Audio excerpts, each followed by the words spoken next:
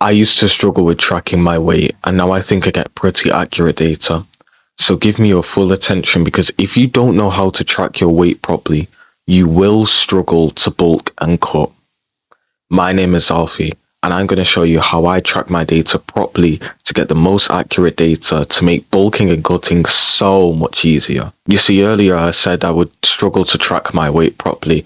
There'd be times when I would step on the scale and it would say 64.1 kg, for example. And then I would go on the weight scale the next day and it would say I was at 66.5 kilograms in a day. And I knew for a fact that I didn't gain 2 kilograms in one day. Something was wrong, but I didn't know what it was and I didn't know how to fix it.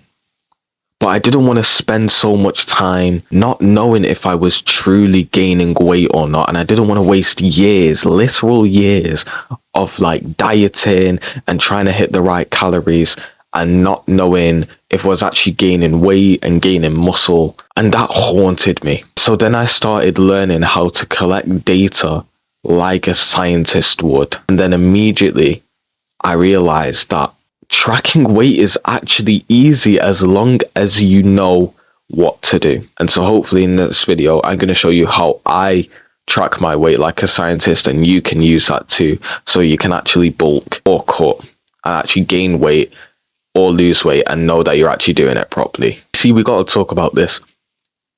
I'm just going to be quite frank, a lot of people are stupid when it comes to data collection.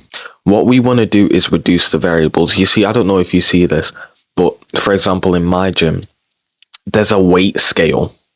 And I see a lot of people going there to see what their weight is. And it's so stupid. They may have ate different food that day. They may have got literal poo inside of them, like feces. They may have feces inside of them. They may be wearing different clothes. All of these things which can affect what weight you're at or what the scale says you are at. And that means you're not going to get accurate data. Imagine we just gave you somehow we just force fed you 3 kilos worth of food and then told you to step on the scale. And then you'd be like, oh, I'm 3 kilos heavy. Oh, wow. It's like, you know what I mean? And then we put a kilo of just urine inside of you as well. Obviously, the scale's going to say a bigger number than what you probably are if we're just counting for body weight. And so now when you look at people in the gym who try and go on the scale and be like, oh my gosh, you're going to think it's so stupid. That's not accurate at all. Why are you listening to that? You see, scientists reduce other variables. That's how they get validity. Validity is basically accuracy. I meant reliability. What I'm talking about next is reliability, which that's what you can think of it as. Consistency. And so things that would impact the validity is, are you weighing at the same place? Is your scale in the same place every single day?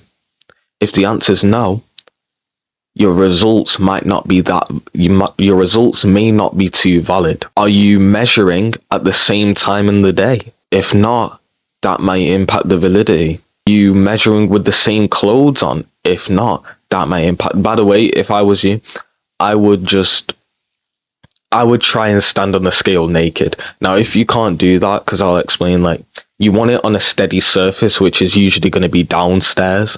But obviously you can't be butt naked downstairs most of the time. So I would just wear underwear and socks. And I don't mind that maybe impacting it by 100 grams or so. I don't really mind that, because it's I'm not having my dignity revealed. Those are just examples of things that may reduce the validity. And so what you want to do, what I do, is I have my scale in the same place. I remember where I placed my scale, and it's always in the same place as last time. I make sure that it's right after I've woken up and got in the shower and done my thing. That's when I go and step on the scale. So it's at the same time every single day. and I make sure I'm just wearing underwear and socks, which basically weigh the same, no matter like pretty much all underwear is going to weigh the same roughly, right? I'm measuring with the same clothes. I made sure I went toilet beforehand so that again, like no poo or wee is affecting the scale. It's literal just body weight. I make sure I don't eat anything before I step on the scale. Like literally, if I've ate anything, I don't step on the scale that day because I know that the data is not going to be that valid. And then scientists also check for reliability. Reliability is basically just consistency. And so that's why we like reliability and validity usually are done through the same thing. So that's why we put our scale in the same place. We measure at the same time. We want to make sure everything's consistent. So every time you track your weight, step on the scale multiple times to see if the first one was wrong. Because if you step on the scale the first time, it says 64.1, and then you step on the second time and it says 64.1, 64.1 again and again and again, then it's going to be 64.1, obviously. But if you step on it the first time, it says 64.1. And then you step on it the second time and it says 65.6, then you got to check what's wrong with the scale. Is it, like, why is it like fluctuating? Do you know what I mean? You step on it multiple times to take the average measurement.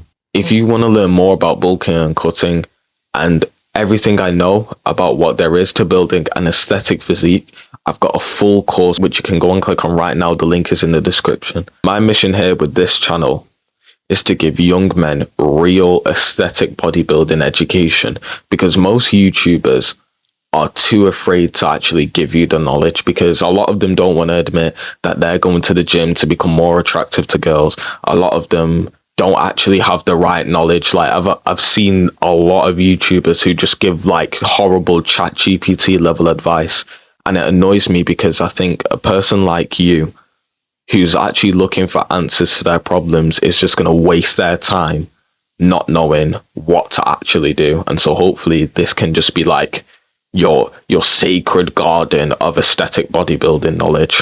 And so I just want you to imagine what life would be like when you get this physique, when you actually get jacked. You can do this and there's actually like bicep popping through. You notice that like girls are turning their heads. You notice that guys are nodding their heads in respect because you actually put in the work. Because trust me, this stuff does happen. And if you want to make sure that you achieve this vision, hit subscribe right now. Safe.